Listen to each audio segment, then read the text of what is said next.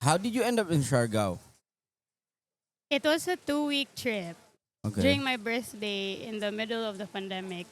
So it Mm. was very hard to come here because you had to get all of the tests. You had to get the RT-PCR. Here? Here, yeah, Test? yeah, yeah. What kind of test? The RT-PCR What tests. is So it's RT-PCR to test? find out if you have COVID or not. Oh, okay, okay, Kana, oh, okay, yeah. yeah. So we had to take those tests. We had to show return flights. Mm. All of those things. It was kind of strict. And then we already planned that trip a long time ago. So when we went here, pandemic siya, it was me and my partner Miguel. Mm. We stayed for 2 weeks. I was already with Gupitos at that time.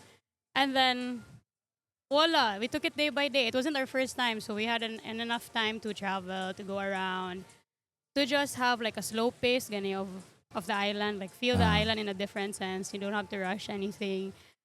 So mura na So, mong nag-ocular na kayo. So you